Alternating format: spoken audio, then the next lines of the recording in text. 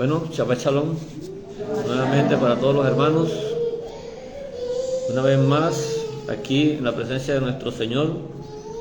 Todo el pueblo estamos reunidos en el mismo Ruach.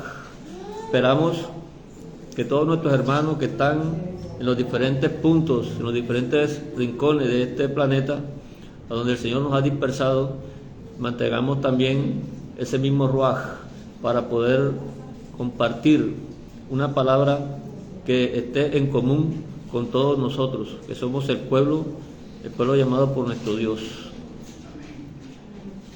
Entonces, hoy, un día más en este planeta que el Señor creó, en este mundo, estamos aquí con una nueva parashá para poder nosotros seguir en la edificación de pueblo, porque así es que nos está viendo nuestro Dios. Él nos ve en un conjunto, un pueblo reunido, un pueblo que va a estar en su presencia en el día de su venida, y que vamos a estar vestidos con unas vestiduras que son blancas y resplandecientes. Entonces así esperamos que nos encuentre el Señor. Por eso estamos aquí reuniéndonos, practicando, aprendiendo, lavando nuestras vestiduras continuamente por medio del sacrificio santo que hizo nuestro Dios, que es el único que tiene el poder para podernos limpiar. La parashá de hoy es la parashá que está en el capítulo 30 de Éxodo, desde el versículo 11, y se extiende hasta el capítulo 34, versículo 35. El nombre de la parashá es Ki Tiksá. Significa cuando levantes. Así que nos disponemos, hermanos, a leer un poco aquí de la parashá para entrar en la materia. Aquí le damos un saludo a todos nuestros hermanos que están en este momento conectándose con nosotros. Y un saludo muy especial para todos. Muchas bendiciones de nuestro Dios. Dice esta parashá que habló también Hashem a Moisés, diciéndole: cuando tomes... Bien, aquí la parashá está traducida de una forma, pero en el hebreo podemos corregir la traducción. Dice: cuando levantes la cabeza. Es diferente a como dice aquí, cuando tomes el número de los hijos de Israel. Cuando levantes la cabeza. Ki Tiksá es lo que significa. Ki Tiksá es Ros. Cuando levantes la cabeza de los hijos de Israel, conforme al encargo. Ahí dice cuenta, pero es encargo, y es de la palabra pakat, la palabra hebrea pakat. Según el encargo de ellos, cada uno dará un rescate. Aquí está la palabra kofer, que es de kafar. Es la misma palabra que se usa cuando el Señor le dice a Noé que prepare el arca, y dice en la escritura que la calafatee, o sea, que la cubra. Es la palabra kafar, es cubrir. Entonces cada uno dará ese kofer por persona.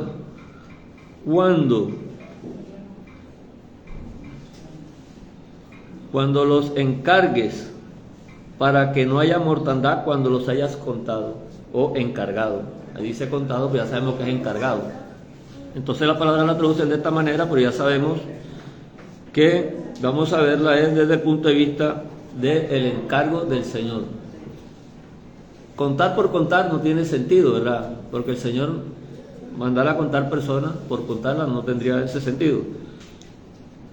Pero el texto nos sugiere que es un levantamiento de las personas que van a asumir un cargo, que van a asumir un compromiso en el tabernáculo, que es lo que estamos hablando, porque todavía el pueblo está en el Sinaí, donde el Señor le está dando las instrucciones y donde está erigido el tabernáculo, que es el centro de toda esta enseñanza que el Señor ha comenzado a ellos a darles, al pueblo de Israel, el que salió de Egipto, el que Él libró con su poder, con grandes milagros y maravillas. Entonces, este es un propósito de Dios y también viene a ser parte de un fundamento de toda la construcción o la arquitectura con que Dios ha formado el tabernáculo, de los cuales nosotros somos piezas también que forman parte del tabernáculo. En ese tiempo, pues, el pueblo de Israel. Por lo tanto, cada elemento del tabernáculo tenía una utilidad para un uso que se le iba a dar a cada instrumento.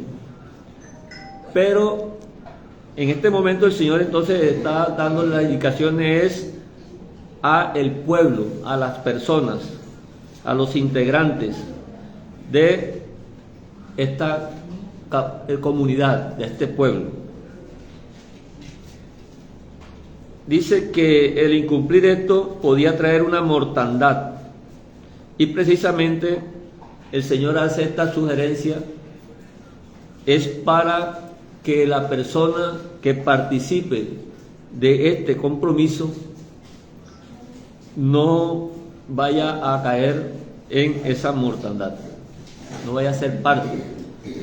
Entonces se trata de una preparación que el Señor viene haciendo.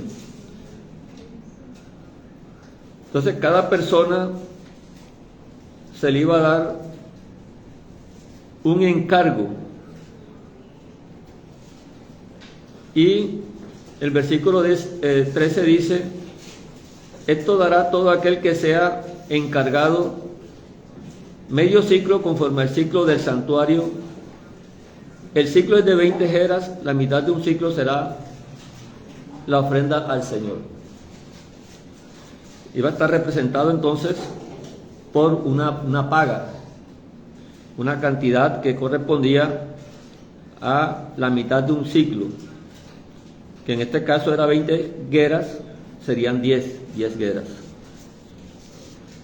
Entonces vemos aquí cómo comienza a haber entonces una organización en el cual cada persona va a tener un encargo, y por lo tanto cada encargo no es igual el uno con el otro. Unas personas van a participar en ciertas obras y otros van a participar en otras obras. Eso es lo que viene el Señor preparando en este momento.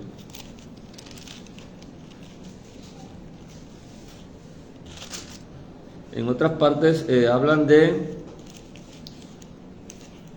con esta misma palabra, hablan de tomar un censo, como en el libro de Números 1, 2, capítulo 1,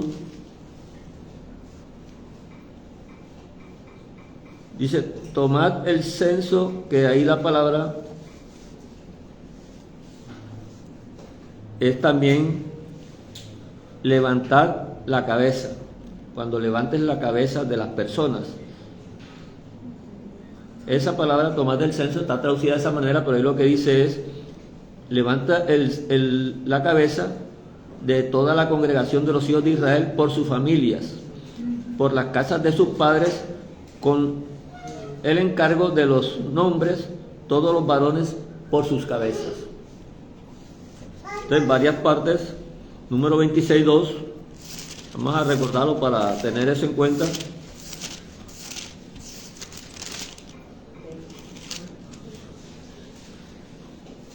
También es donde dice tomar del censo, que da la impresión es de contar a las personas.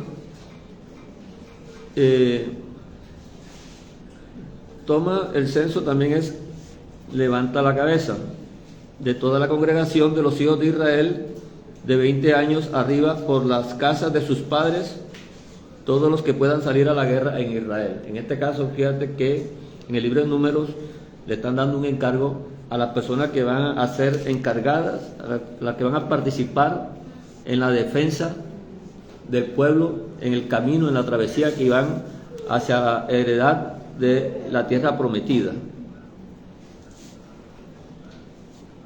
Entonces, esta parte de los encargos que el Señor nos viene mostrando, dice que es para el rescate. Lo que estamos leyendo en el capítulo de eso, en el capítulo 30 de eso, el versículo 12, ¿cierto? Es para un rescate, que ahí es la palabra kafar, o sea, para cubrir, porque realmente nosotros no tenemos con nada de lo que tengamos en nuestra vida, pudiéramos ser rescatados por nosotros mismos. No podemos pagar nosotros un rescate. Entonces, eso que se estaba pagando ahí era con el fin de una instrucción de que había que pagar algo. Era una conciencia para saber que esto correspondía a un pago,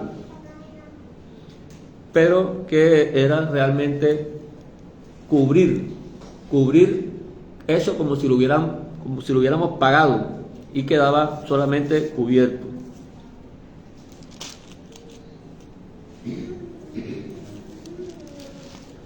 Vamos a leer un poquito aquí de Números 3:7.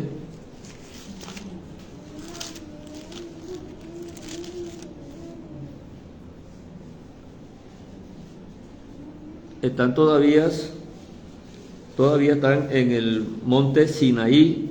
Todo esto está sucediendo ahí en esa parte. Entonces aquí están hablando ya de los descendientes de Aarón y de Moisés, que son de la tribu de los levitas, ¿cierto? Y por acá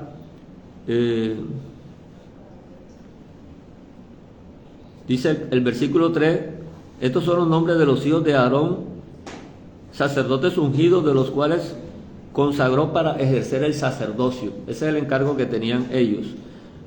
Pero Nadab y Abiú murieron. Nadab y Abiú eran hijos de Aarón, ¿cierto? Ellos murieron delante del Señor cuando ofrecieron fuego extraño delante de Hashem en el desierto de Sinaí, y no tuvieron hijos. Eleazar e Itamar ejercieron el sacerdocio delante de Aarón, su padre. Entonces quedaron esos dos hijos, y los dos mayores, que eran los primogénitos, y ya por eso vemos cómo la primogenitura siempre nos muestra la Escritura, cómo fue cortada desde un comienzo y no permaneció la postura de que inmediatamente el primogénito era el que heredaba. Entonces aquí quedaron ya los dos menores, que son Eleazar e Itamar. ¿Por qué murió Nadab y Abiú?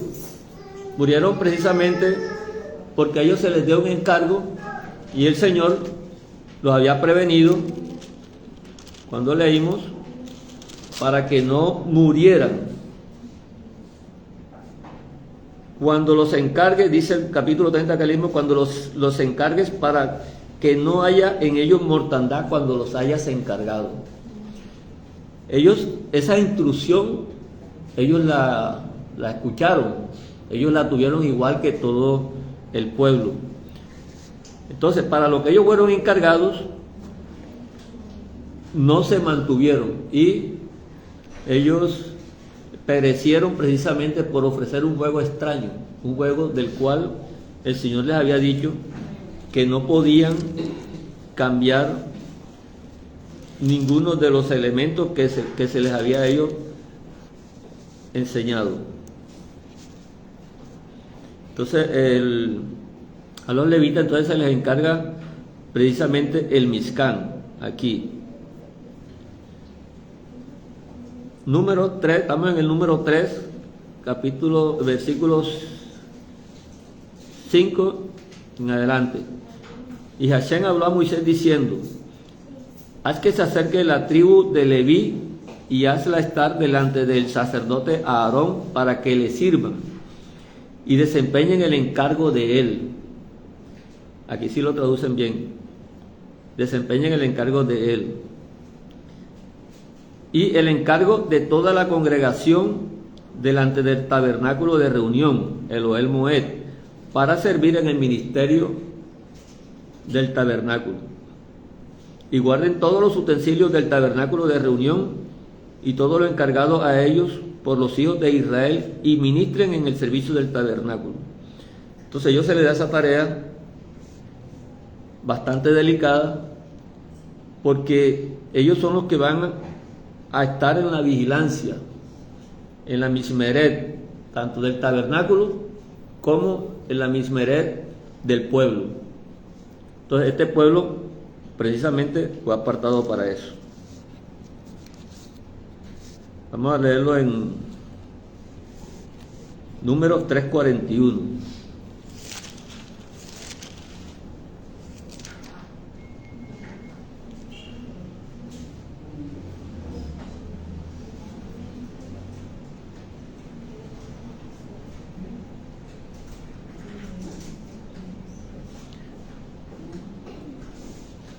Estos son los encargados, ahí dice contado, ya sabemos que es los que tienen un encargo. Estos son los encargados de la familia de los hijos de Gersón, todos los que ministran en el tabernáculo de reunión, los cuales contaron Moisés y Aarón por mandato del Señor, los cuales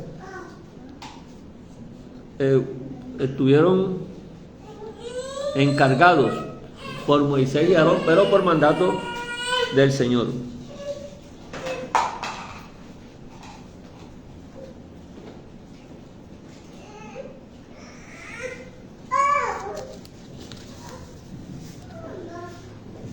Bien, entonces nos damos cuenta por qué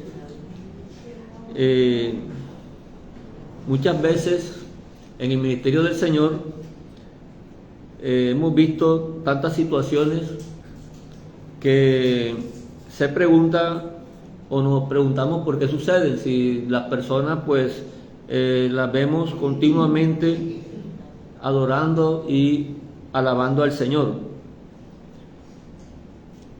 Pero así como le pasó a Nadab y Abiú, pues ellos tomaron eso también por ligereza y de pronto pensaron que no les iba a suceder nada. Y incluso el papá, que fue Aarón, tampoco se le permitió ni siquiera que llorara a los hijos. No, o sea, no se le permitió a él hacer el duelo por los hijos, porque esta situación fue grave para todo el pueblo de Israel, porque te quedaba como una experiencia y como una advertencia para que las nuevas generaciones no fueran a cometer lo mismo. Hoy en día vemos que se hacen muchas cosas con ligereza, y sabemos que si Dios estuviera ahí realmente, eso no se sostendría por mucho tiempo, y Dios ha pasado por alto mucho el pecado de este pueblo, de esta tierra, incluso en estas situaciones donde a veces hay apariencia de administración en las cosas del Señor, pero que muchas personas lo que están buscando son las cosas propias, lo suyo propio, como dice la Escritura. Entonces a nosotros nos enseña hoy esta Escritura que debemos tener cuidado porque estamos participando no de cualquier obra, sino de una obra que el Señor exige la santidad. Y sabemos que Él es el que nos pone primero que todo el ejemplo. Bien, entonces vemos que tenemos en cuenta que hay un rescate. Aquí el capítulo 30 de eso, versículo 16, se le exige el rescate. Desde el 14, todo el que sea contado de 20 años arriba dará la ofrenda al Señor. Ni el rico aumentará, ni el pobre disminuirá del medio ciclo. Cuando dieren la ofrenda al Señor para hacer expiación por vuestras personas. Expiación aquí es reconciliación, ¿cierto? Y tomarás de los hijos de Israel el dinero de las expiaciones o de las reconciliaciones. La palabra kafar, lo que estamos hablando, el cubrir el pecado, porque es de ese rescate que se está hablando, del asunto del pecado. ¿Cómo pagaremos a Dios nuestras faltas? No las podemos pagar, pero entonces el Señor aquí nos enseña que podía ser cubierto, porque sabemos que eso estaba señalado era para el futuro, con la venida de un sacrificio. Y lo dará para el servicio del tabernáculo de reunión, y será por memorial a los hijos de Israel delante del Señor para hacer la reconciliación por vuestras personas. Ese es el gran problema que se está tratando ahí. El problema es cómo se solucionan las culpas y las faltas. Si nosotros no podíamos hacer nada para solucionar este problema.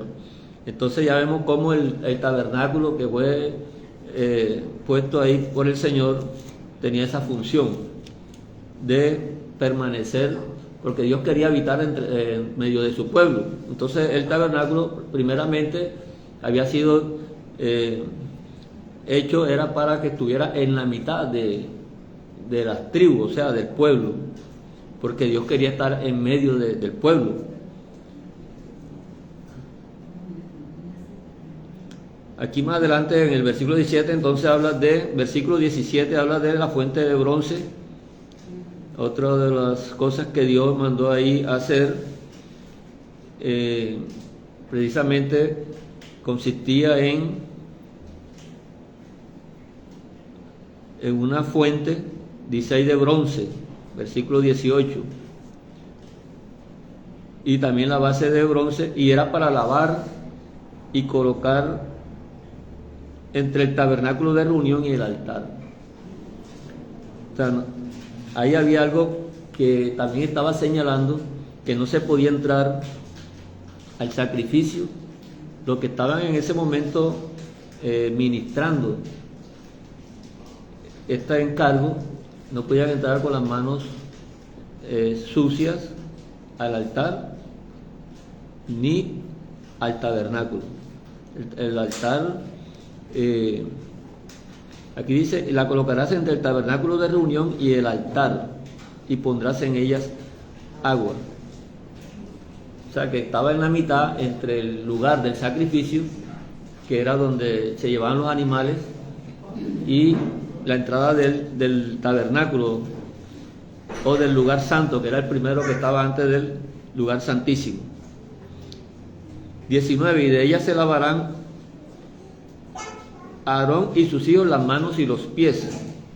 Cuando entren en el tabernáculo de reunión, se lavará con agua para que no mueran. Cuando se acerquen al altar para ministrar, para quemar la ofrenda encendida para el Señor. Entonces miren la situación en que estaba el templo en el tiempo que vino el Señor. Porque esos sacerdotes que mataron al Señor fueron Anás y Caifás, ¿verdad? Ellos eran los encargados en ese momento, según la ley, según lo que ellos habían aprendido. Y si el Señor lo hubiera aplicado inmediatamente Lo mismo que pasó con Nadab y Abiú, ellos no hubieran existido. Sin embargo, lo que venía a hacer el Señor aquí fue mayor que eso, y lo que vimos con estos personajes, lo que fue Anás y Caifás, la falta de justicia que ellos administraron en ese momento, que de los mismos encargados de esta mismeret, que era mantener la enseñanza de que venía una persona, un Mesías santo, un Mesías enviado, que estaban esperándolo, ellos eran los encargados de mostrarlo al pueblo, y fueron los que dieron la orden de que él muriera. Entonces esta gente no estaba en las condiciones realmente como estaba enseñando la Escritura. Ellos se podían estar lavando las manos y se podían estar lavando los pies para hacer las administraciones que quisieran, pero realmente ese no es el lavado que habla la Escritura, ni el que nos quería mostrar el tabernáculo. No era solamente lavarse las manos con agua y limpiárselas, sino que eso hablaba de algo más profundo, que era permanecer limpios delante de la presencia de Dios, de hacer exaltar lo que era la justicia de Dios. Entonces ellos lo que hicieron fue mantener siempre el pueblo en contra del Señor. Solamente aquellos que fueron llamados fueron los que el Señor lo reconocieron a Él, ¿cierto? Luego también aparece entonces el aceite de la unción y el incienso, que también son unos productos hechos de especies aromáticas. Entonces esto tenía una forma de preparación, la cual el Señor señaló aquí y prohibió que se hiciera alguna cosa semejante a eso. O sea, esto era algo muy estricto como mandamiento del Señor.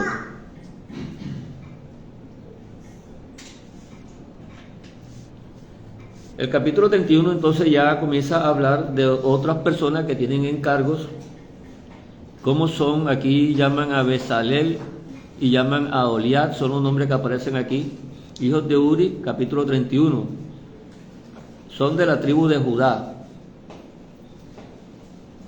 Dice el versículo 3, y los he llenado del Espíritu de Dios en sabiduría e inteligencia, en ciencia y en todo arte, para inventar diseños, para trabajar en oro, en plata y en bronce. Entonces está la descripción de que eran personas que habían recibido de Dios la sabiduría, que la Nueva Escritura dice que si nos falta sabiduría se la podamos pedir a Dios y Él nos las dará. Si nos falta amor, le podemos pedir el amor a Dios y Él nos los dará. Las cosas celestiales, las cosas que fueron creadas por Dios para que nosotros participáramos, esas son eternas y Dios nos las da. Son cosas que permanecen para siempre, que es lo contrario a pedir cosas terrenales, que son cosas que la Escritura llama vanidad. Entonces tenemos que hacer una diferencia cuando el Señor dice lo que tenemos que pedirle a Dios. Y hay algún texto que dice que todo lo que pidiéramos al Señor en su nombre, Él nos lo dará. Entonces la mayoría entiende es, puedo pedirle un carro y Él me lo dará, ¿cierto? Porque están leyendo, están pensando con una mentalidad terrenal. Entonces nuestra mente es diferente y nosotros inmediatamente entendemos.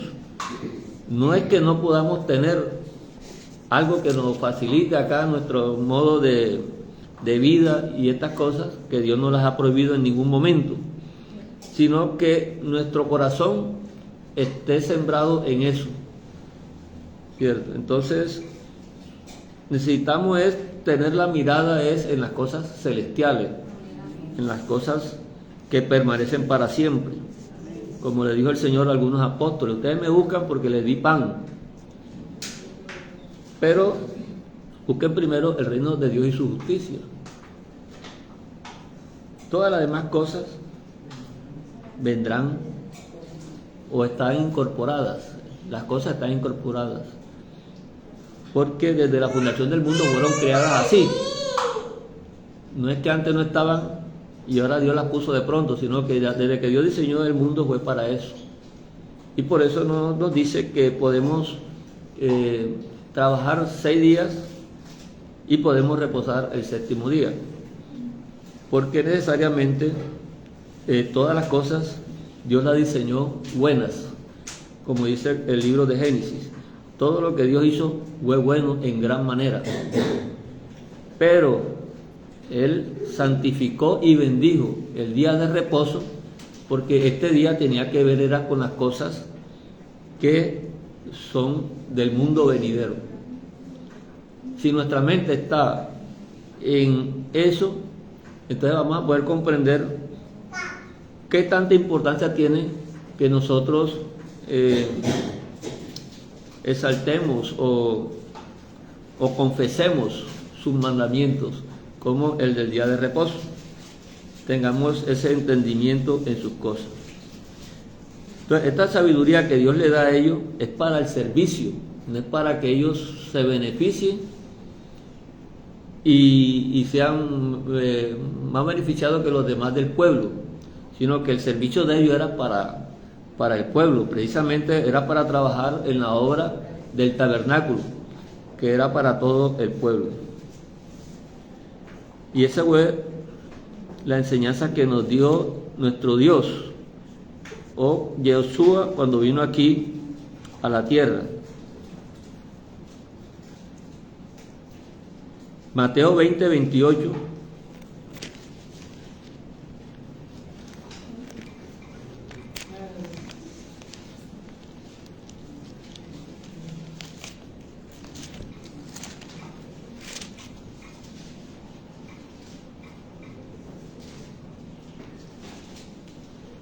Aquí lo dice, como el Hijo del Hombre no vino para ser servido, sino para servir y para dar su vida en rescate por muchos.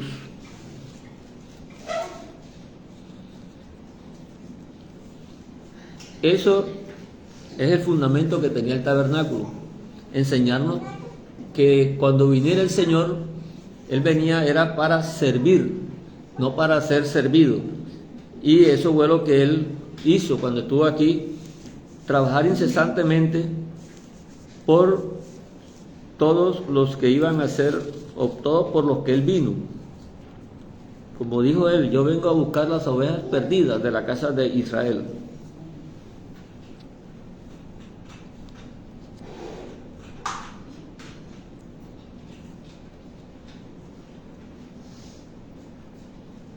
Primera de Pedro 1:18.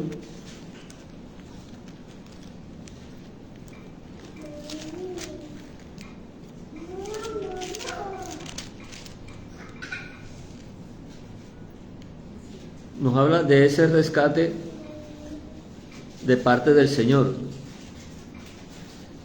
Sabiendo que fuiste rescatados de vuestra vana manera de vivir, la cual recibiste de vuestros padres, no son cosas corruptibles como oro y plata. Todas las cosas que estaban en el tabernáculo estaban hechas de oro y de plata, ¿cierto? Sin embargo, no era eso lo que nos estaba proporcionando a nosotros ese rescate, sino que fuimos rescatados fue por algo incorruptible, que dice el versículo 19. Estamos en Primera de Pedro 1:19. Sino con la sangre preciosa de Yeshua, como de un cordero sin mancha y sin contaminación, ya destinado desde antes de la fundación del mundo, pero manifestado en los postreros tiempos por amor de vosotros, y mediante el cual creéis en Dios, quien le resucitó de los muertos y le ha dado gloria, para que vuestra fe y esperanza sean en Dios. Pedro, esa es Primera de Pedro 1:18. Pero lo que dice el versículo 17 es la preparación, lo que estaba hecho el tabernáculo. Dice: y si invocáis por Padre a aquel que sin acepción de personas juzga según la obra de cada uno, conducíos en temor todo el tiempo de vuestra peregrinación. Eso es lo que no había que perder, el temor. Cuando se pierde el temor, entonces se entra en lo que es la ligereza de pensar que el Señor se le agrada de cualquier manera. Y por eso es fácil ya cuando una persona entra en esta condición de coger los mandamientos y cambiarlos por otros. Se le hace demasiado fácil transformar los mandamientos y decir que eso lo dijo Dios, que esos son los mandamientos de Dios. Por lo menos los 10 mandamientos o los 10 juramentos, prácticamente es lo que dice ahí, las 10 palabras de Dios. Esas palabras entendemos que algunos las han cambiado y ya no las dicen igual como están escritas, y que es mejor leerlas en la escritura, que es la palabra de donde el Señor escribió con su propio dedo cada mandato de los que permanecen ahí, y nunca los ha cambiado.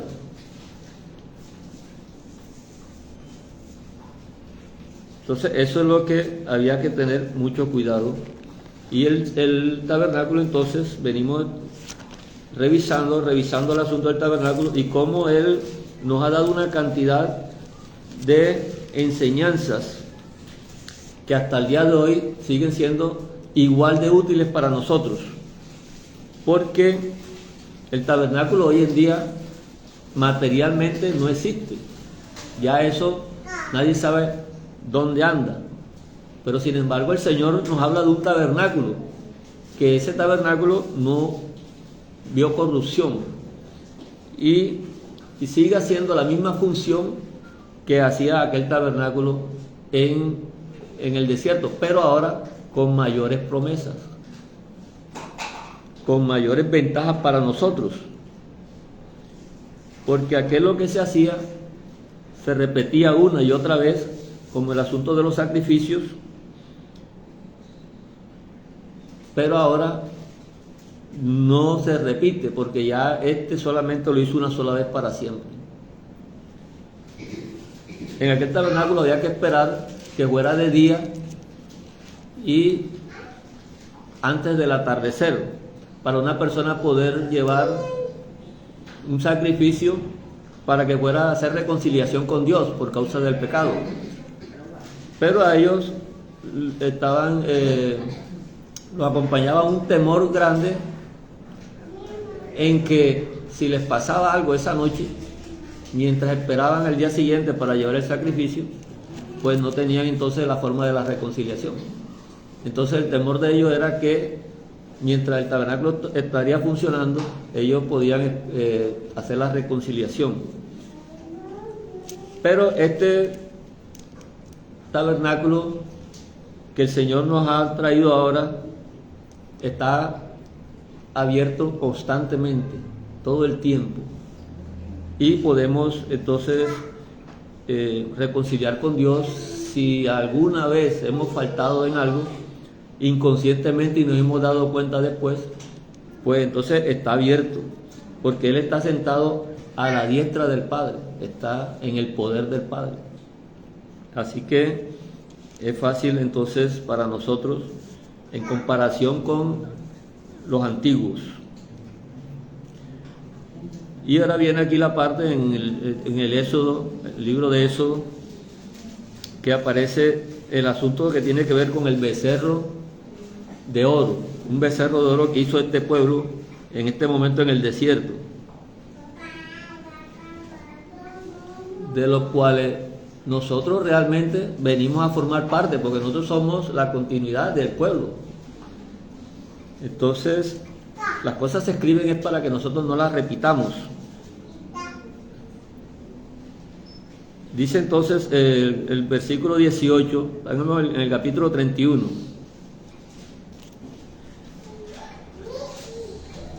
y dio a Moisés, cuando acabó de hablar con él en el monte de Sinaí, 2 tablas del testimonio, tablas de piedra escritas con el dedo de Dios. Viendo el pueblo que Moisés tardaba en descender del monte, se acercaron entonces a Aarón y le dijeron: levántate, haznos dioses que vayan delante de nosotros, porque este Moisés, el varón que nos sacó de la tierra de Egipto, no sabemos qué le haya acontecido. Ahí habían dudado ya de la firmeza de Dios, de la palabra de Dios, habían dudado de lo que Dios le había dicho a ellos, y habían dudado de que Moisés podía haber estado muerto allá en el monte cuando subió, por lo tanto ya no valía la pena esperarlo. Entonces ellos en su mente resolvieron que tenían que tener un Dios que lo pudiera a ellos llevar.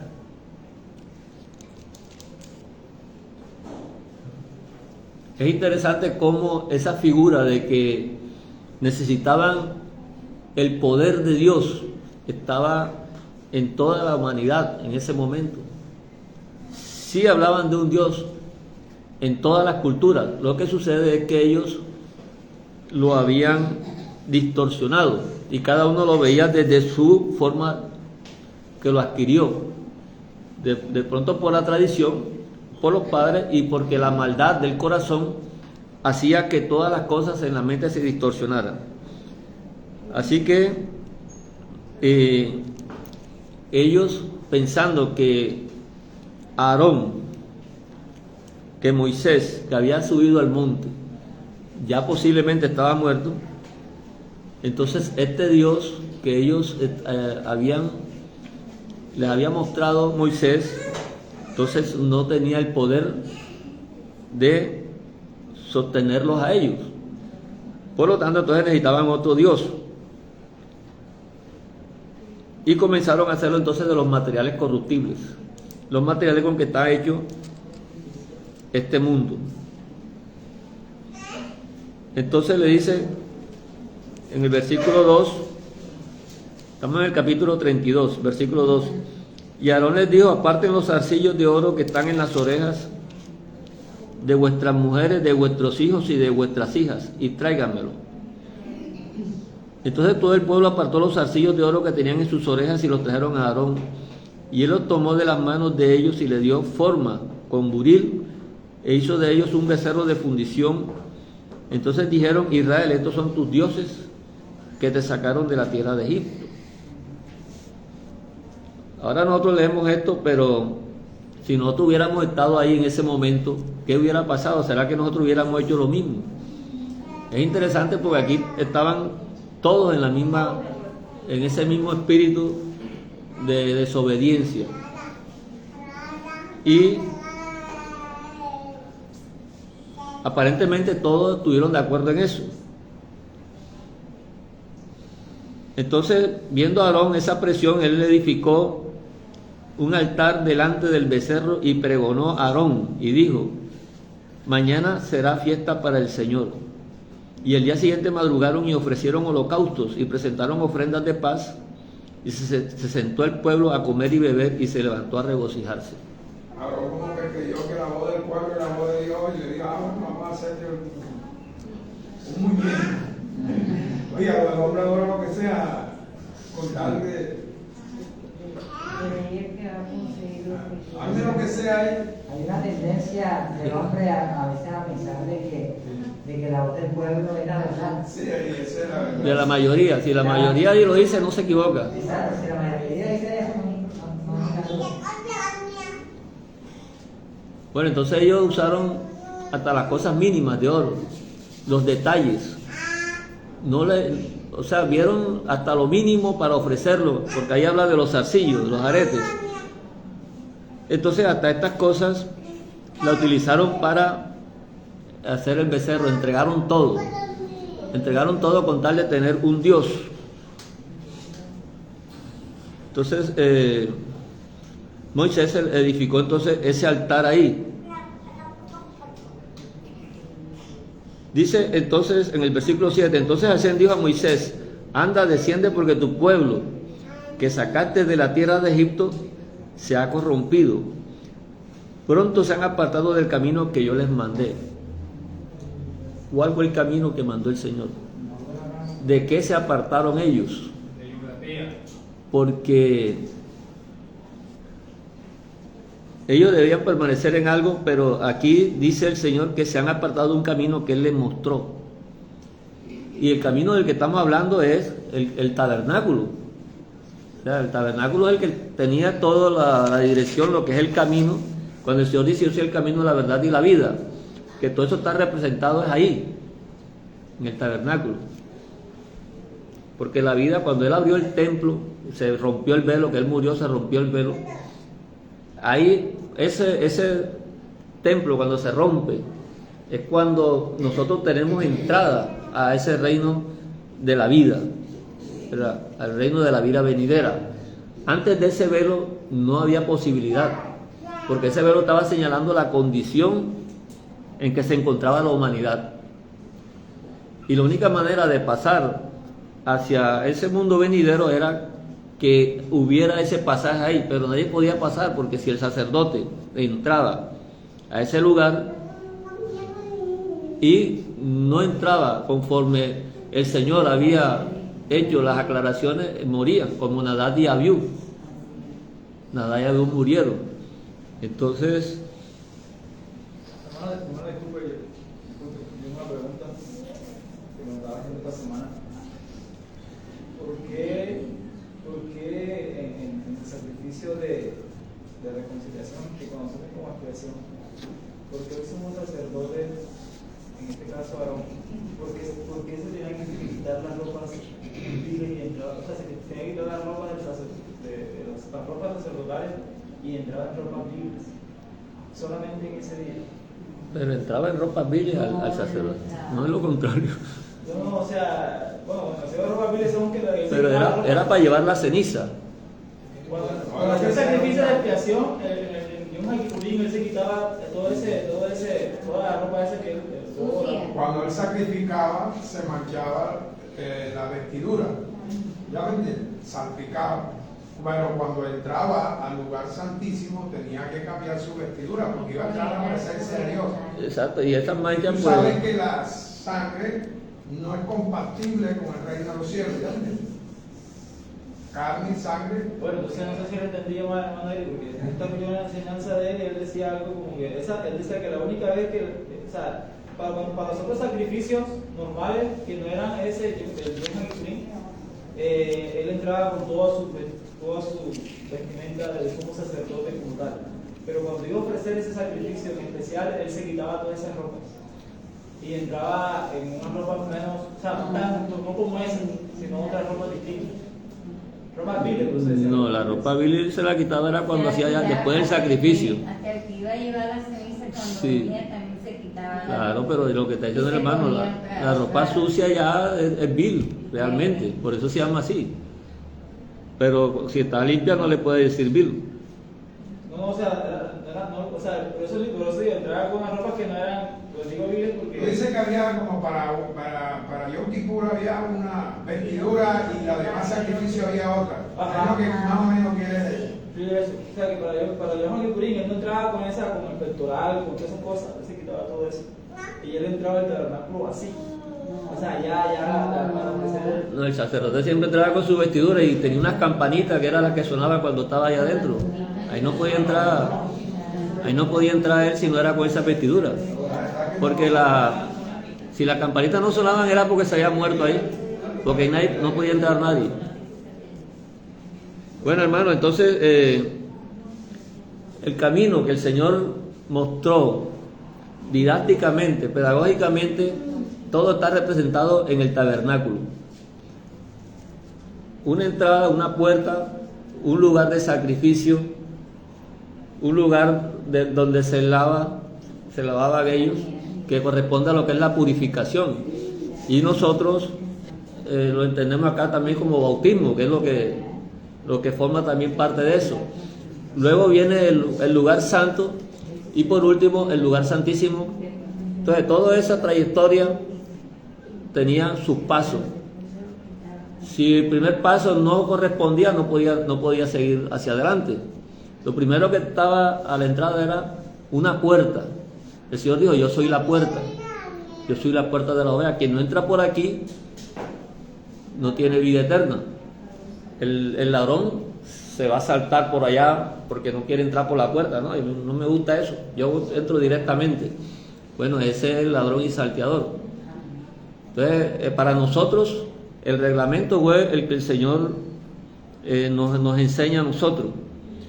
Entonces, ellos se apartaron, como dice aquí, se han apartado del camino que yo les mandé, o que yo les mostré. Este es el camino que les estoy mostrando. El camino es eso. Necesitan, primero, estar purificados, estar preparados para el sacrificio, porque ¿qué hace con ir a hacer un sacrificio si en su mentalidad estaba volver a pecar?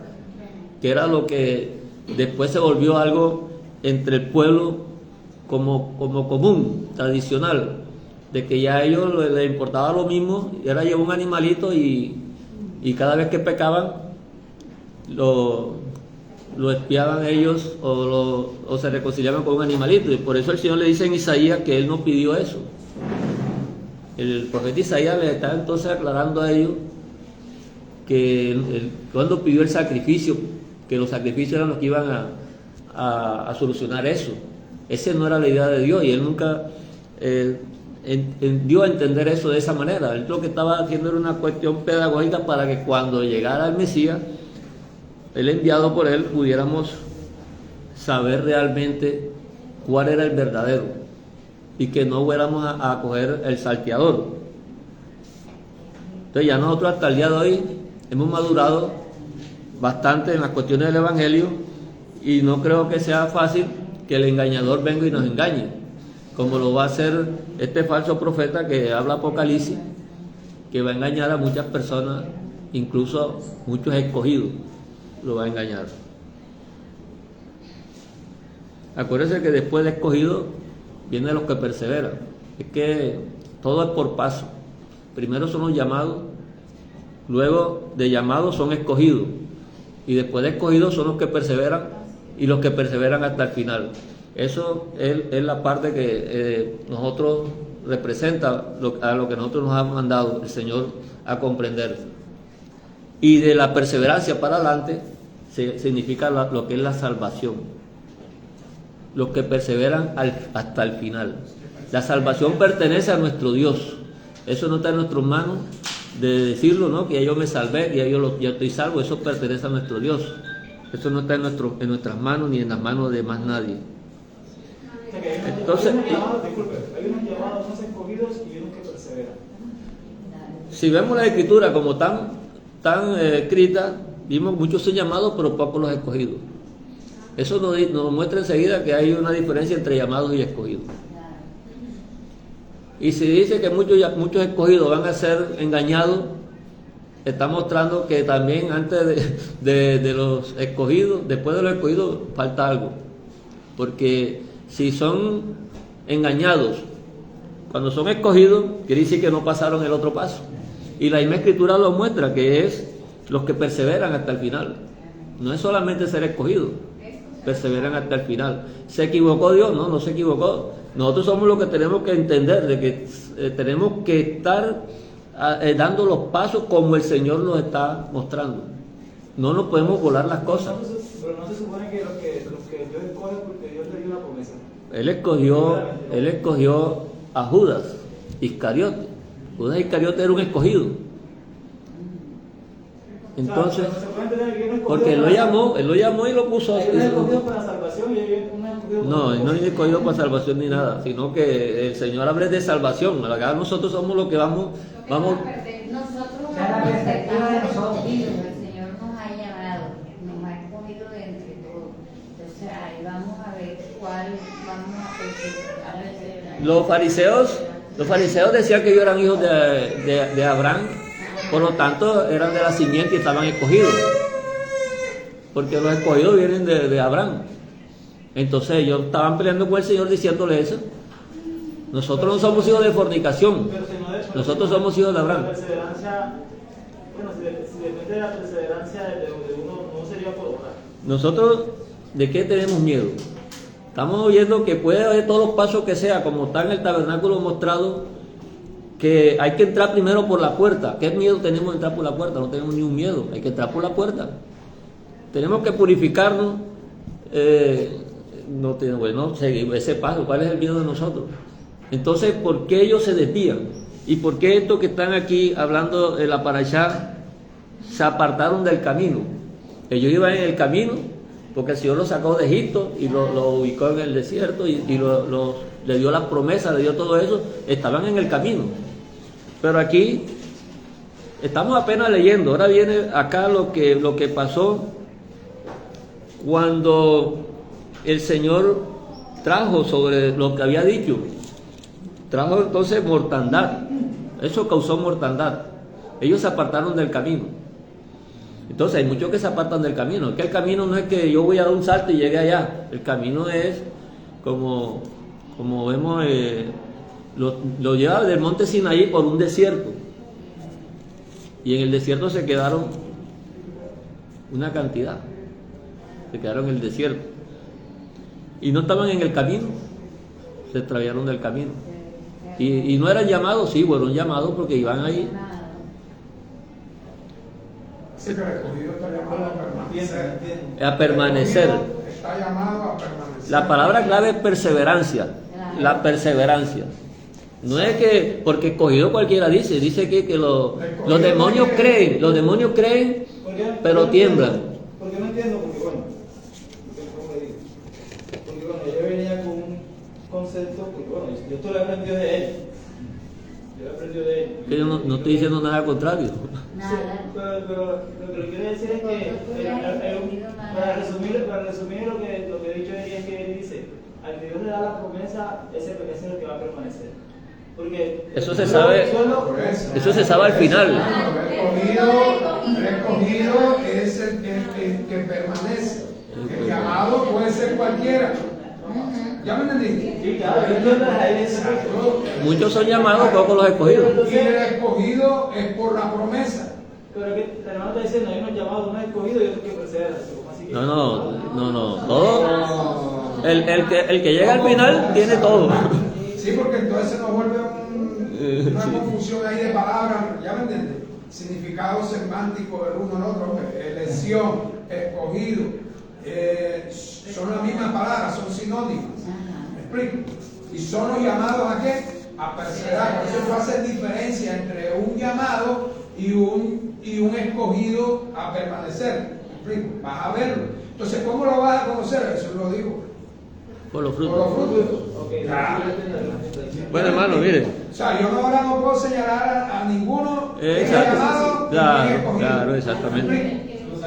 Solamente lo sabe Dios. Mira, Si es escogido o simplemente es un llamado, como todos fuimos en última llamada, todos somos llamados. El mundo es llamado al arrepentimiento, ¿sí o no? Claro. Todos somos llamados al arrepentimiento sin excepción. ¿Ya me explico? Pero en el momento de la elección, ¿ya me entiendes? A los que Dios escoge, ya los manda ¿qué? A perseverar, a permanecer en la elección. No, y hay otro texto que acompañan eso, también lo Y podemos que leer. no se da por las obras, sino por el que prometió. ¿Ya me explico? Tú no elegiste, ya me entiendes, el creer. Tú ni elegiste a Dios. ¿Ya? Porque muertos dice que estamos. ¿Cuál es la condición en que estamos? Muertos en delitos y pecados. Esa era nuestra condición. De muertos, de cadáveres, de zombies.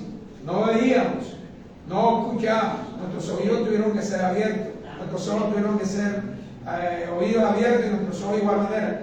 Para inclusive, y poner Dios la palabra, dice, cerca está la palabra en tu boca. O sea, fija. Dios fijó la palabra en tu boca. ¿Para que qué? Para que sin darte cuenta terminaste confesando que Él es tu Señor.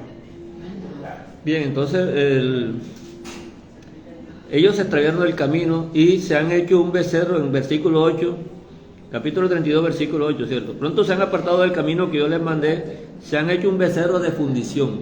El becerro de fundición es el que marca el punto de haberse extraviado. Mira, y lo han adorado y le han ofrecido sacrificios. y han dicho a Israel, estos son tus dioses que te sacaron de la tierra de Egipto. Todo lo que el Señor hizo lo representó mediante una imagen. Lo que estamos viendo, lo que hemos dicho, el Reshit, es una imagen de todo lo que Dios hizo. El tratar de modificarla acá por conceptos humanos es salirse de la línea de nuestro Señor, del camino que Él está mostrando. Entonces, el hacer una figura, cuando aquella figura está mostrando un Adán que debía permanecer, un Adán permanente, y una creación que tenía tendencia hacia lo eterno. Ellos están haciendo un becerro de fundición y le están diciendo, estos son tus dioses. O sea, están usando un material corruptible para mostrar a Dios.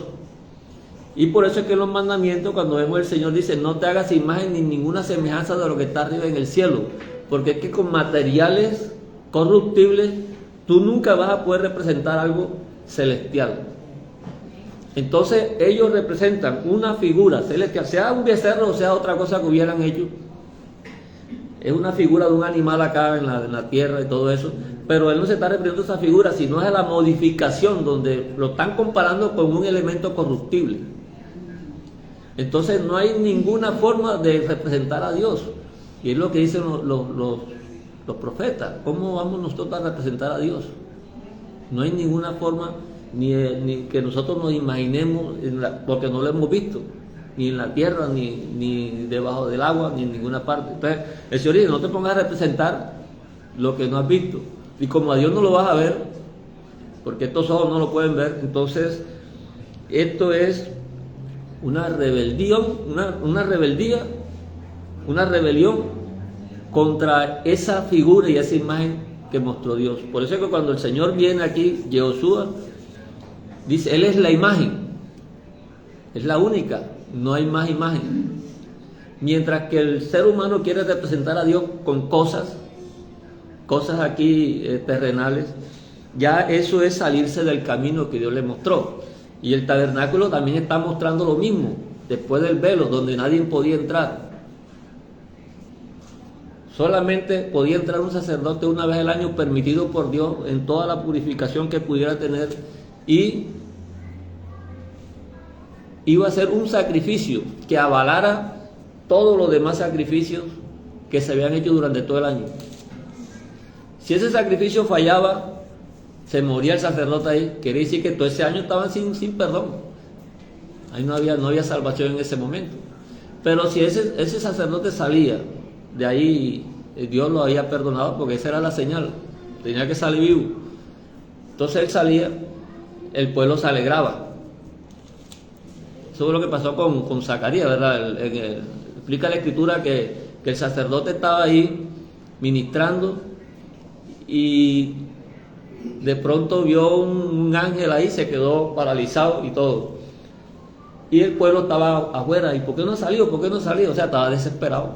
O sea, se murió. No vimos las campanitas, no vimos nada. Ya se murió. Y después salió mudo. Y el pueblo se sorprendió. Ay, entonces. Vio visiones. Entonces, todas esas cosas se pueden entender desde ahí. Entonces, el Señor le dijo a Moisés, en el versículo 9, dijo más Hashem a Moisés, yo he visto a este pueblo que por cierto es pueblo de dura cerviz, que no es extraño que nosotros estemos leyendo que es pueblo de dura cerviz, pero muchos del pueblo dicen que no son de dura cerviz, sino que todo estuvo bien ahí. Ahora pues déjame que se encienda mi ira en ellos y los consuma, y de ti yo haré una nación grande. Entonces Moisés oró en presencia del Señor su Dios y dijo, oh Hashem, ¿por qué se encenderá tu furor contra tu pueblo que tú sacaste de la tierra de Egipto con gran poder y con manos fuertes?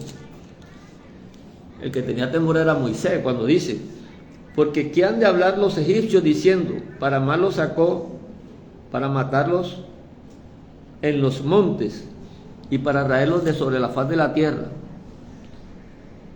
Vuélvete del ardor de tu ira y arrepiéntete de este mal contra tu pueblo.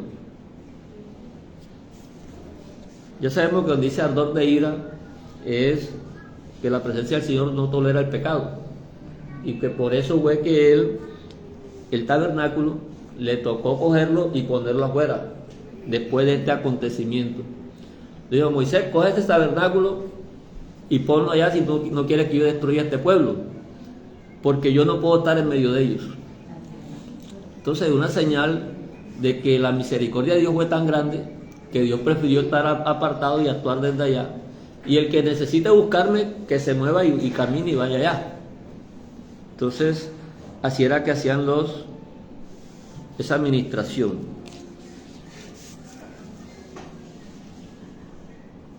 Entonces ya sabemos por qué en Éxodo capítulo 20, cuando leemos los 10 juramentos, las 10 palabras,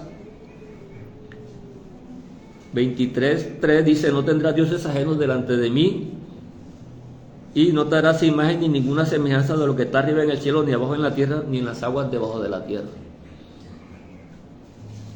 Recordémonos que en el libro de Romanos 1:23, Romanos 1:23,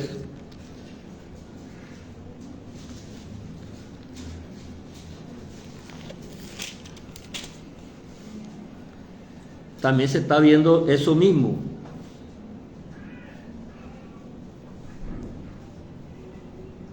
Romanos 1, vamos a leer aquí desde el 18. Porque la ira de Dios se revela desde el cielo contra toda impiedad e injusticia de los hombres que detienen con injusticia la verdad. Porque lo que de Dios se conoce les es manifiesto, pues Dios se lo manifestó. Porque las cosas invisibles de Él, su eterno poder y deidad, o sea, las cosas que no se ven,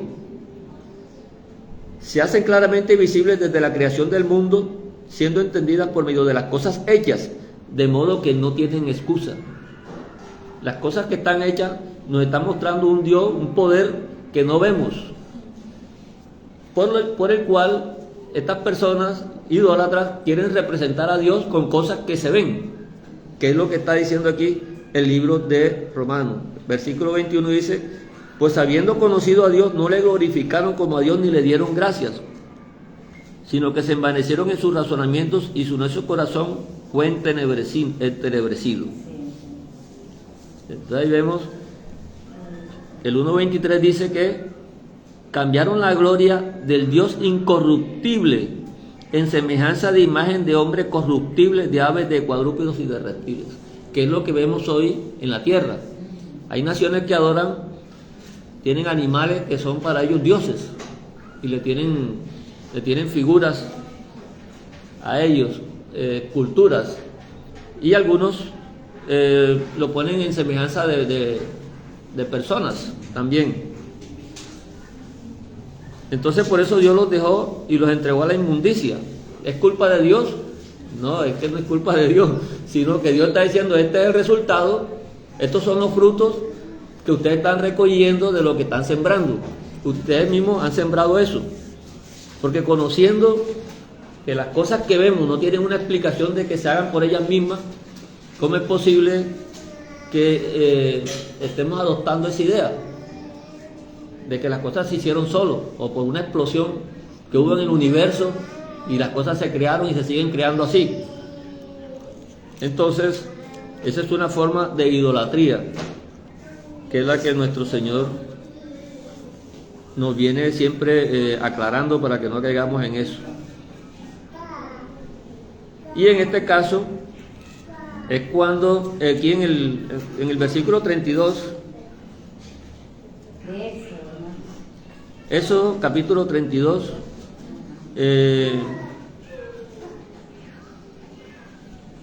Moisés le había pedido ya a Aarón una explicación, y él dijo en el 24: yo le respondí: ¿quién tiene oro? Apartarlo, y me lo dieron, y los eché al fuego y salió ese becerro. Yo lo eché y ahí salió un becerro. Y viendo Moisés que el pueblo estaba desenfrenado porque Aarón lo había permitido, para vergüenza entre sus enemigos, se puso a la puerta del campamento y dijo: ¿quién está por Hachén? Júntese conmigo. Y se juntaron con él todos los hijos de Leví.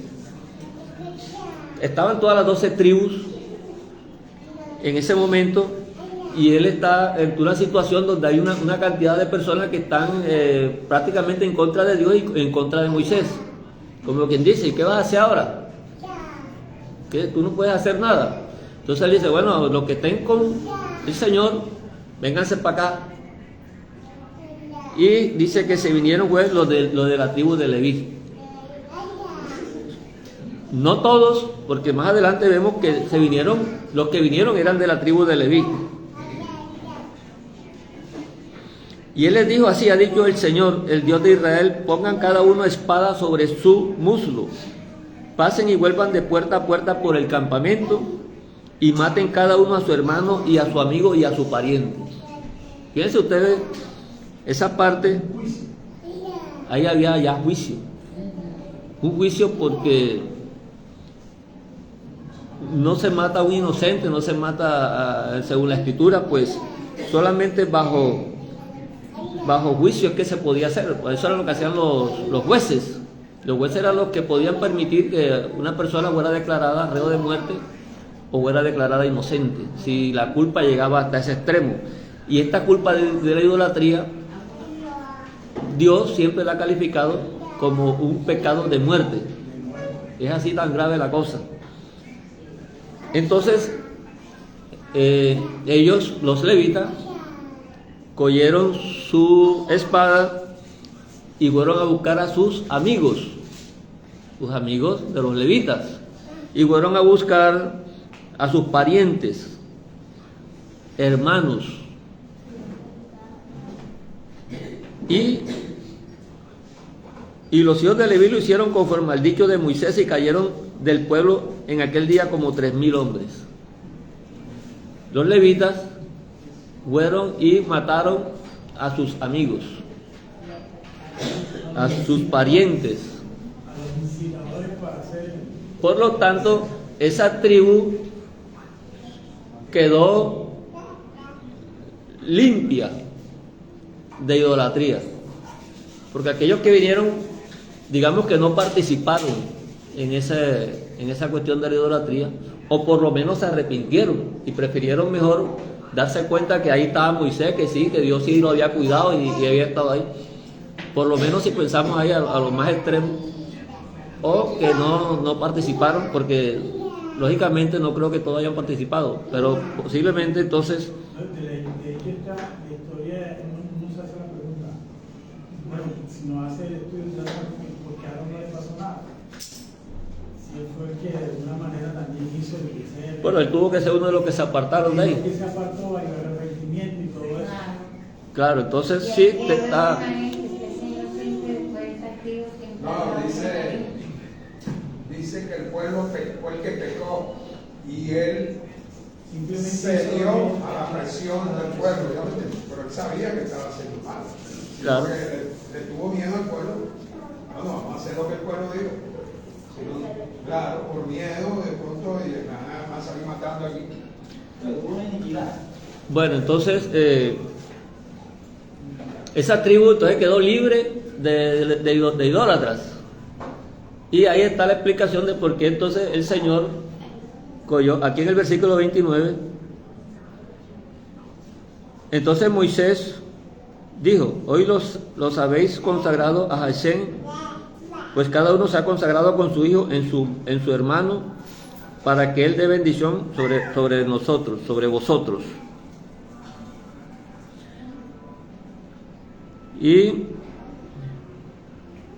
hay lo que dice aquí también con las palabras hebreas correspondientes.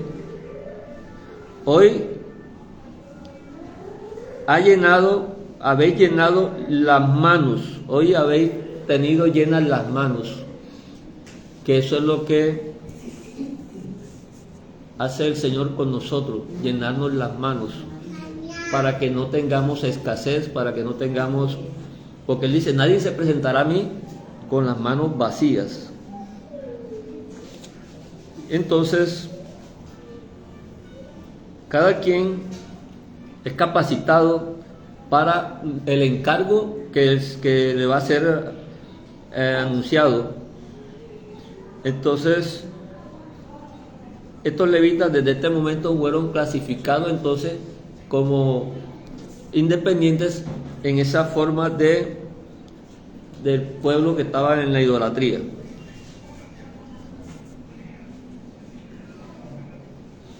Entonces ahí trajo el Señor, como dice aquí el versículo 33, después de Moisés haberle dicho que perdone el pecado, porque prácticamente eso merecía era ese desenlace. Pero de todos modos, el versículo 35 dice que y Hashem hirió al pueblo porque había hecho el becerro que formó a Aarón. O sea, le dieron una forma a Dios, en su cabeza ese era Dios. Y no es la forma de la que habla el Señor, cuando cogió a Adán allá en el Edén para formarlo. En cambio, estos cogieron fue aquí y le dieron forma a Dios en una forma de un becerro. Un becerro es un burro pequeño, ¿sí o no? Es el hijo de un burro, becerro. Sí, del toro, es hijo del toro. Un becerro es el hijo de un toro, o sea, hicieron un torito. Ahí. Bueno, eso fue lo que hicieron. Bueno, fíjense entonces, lo que formó entonces Aarón fue con algo corruptible para mostrar a Dios. O sea, según ellos, el que iba a tener el poder de poderlo llevar hacia adelante y sacarlo.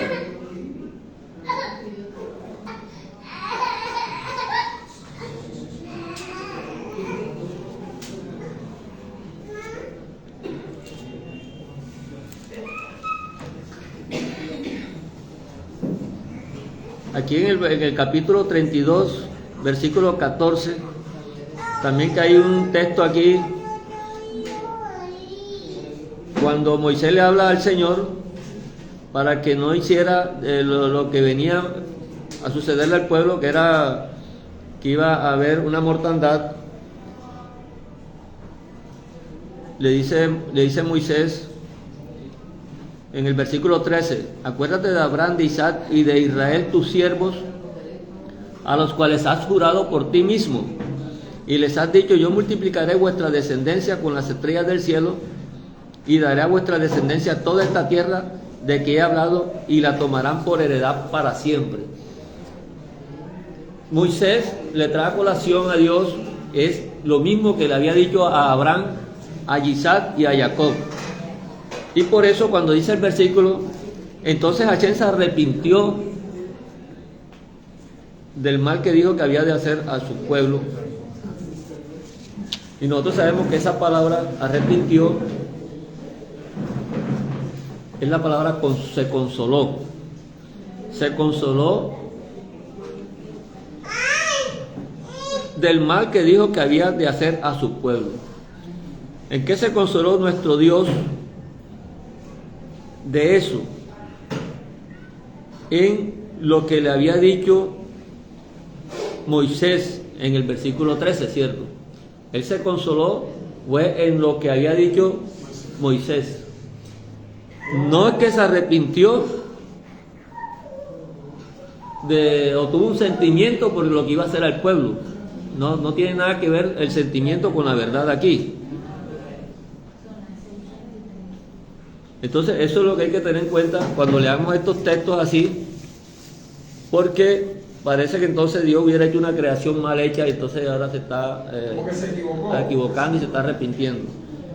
Entonces él se consuela en la promesa, cuando lo mismo que pasó allá en Génesis, cuando dice que él vio la maldad de toda la tierra, y ahí dice también que se arrepintió, es la misma palabra, se consoló el Señor.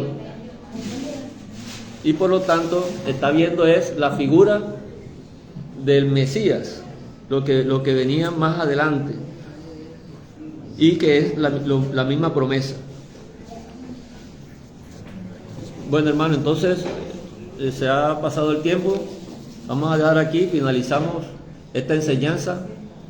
Continuamos en el próximo Shabbat. Bueno, Shavuot.